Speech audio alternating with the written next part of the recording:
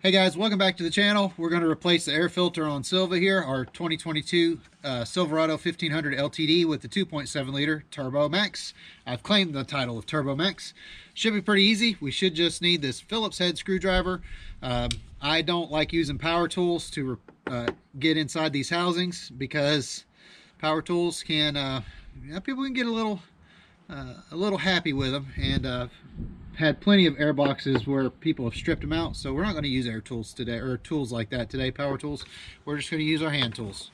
So let's get it going, see if we can get this done. First things first, we're going to loosen up a fastener that's right here behind this main connector. We're just going to loosen it.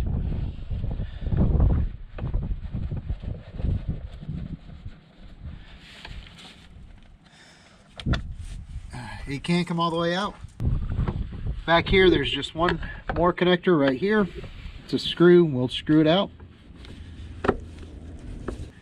And there should be a third one right here. Yep, there is. It's cold and windy. I apologize for that. You probably don't have to take these screws all the way out, but I just happened to do that today.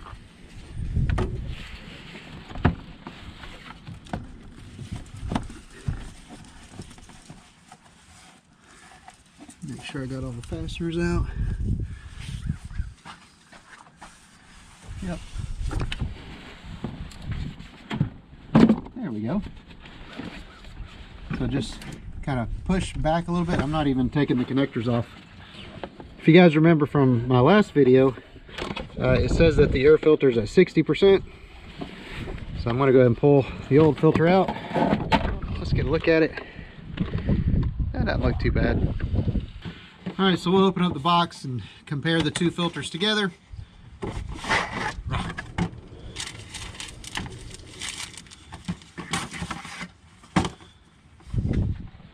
Here's the new wicks.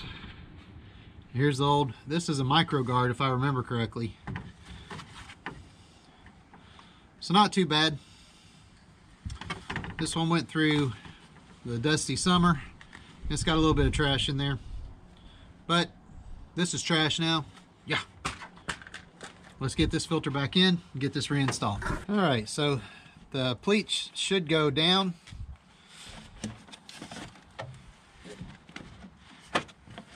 And so if you're inserting your filter, it's going to go with this kind of cut part towards the passenger side.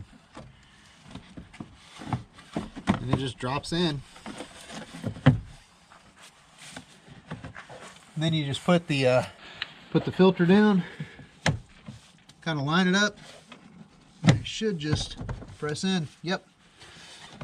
And you see I didn't even have to unhook this connector, but I'm just going to squeeze it just to make sure everything's good.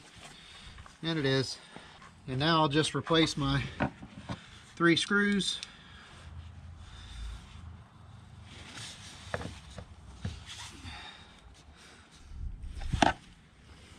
Alright, so that's basically it for the work up top. Let's go reset the oil or the air filter life indicator. Alright guys, so just go to your menu and you see how it says air filter life okay at 60%.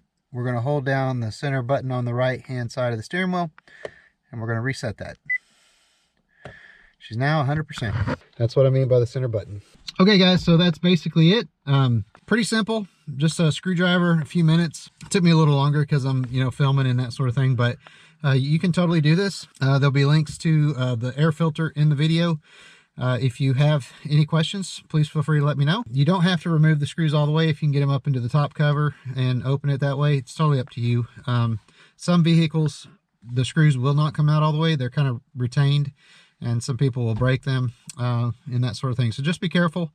But anyway, that's all I got for you guys. Love you lots. Thanks for watching. Hey guys, Editing Germ here, coming to you for the outro. Something happened on that video and I wasn't able to get the right outro. So I just wanted to also mention, I love making these little tips that your dad or grandpa should have shared with you, or tips from dad or Uncle John. I don't know, whatever we're going to call the little series. Just basic routine maintenance. checks and things like that. So if you got any ideas for those basic things, let me know. I would love to make those videos and put them out. I love making tutorial type videos, little practical things that are helpful. So if you made it all the way to the end of the video, give me a little cowboy hat emoji. I'd very much appreciate it. Just lets me know you made it all the way to the end. Thank you guys so much. I hope you have a great day.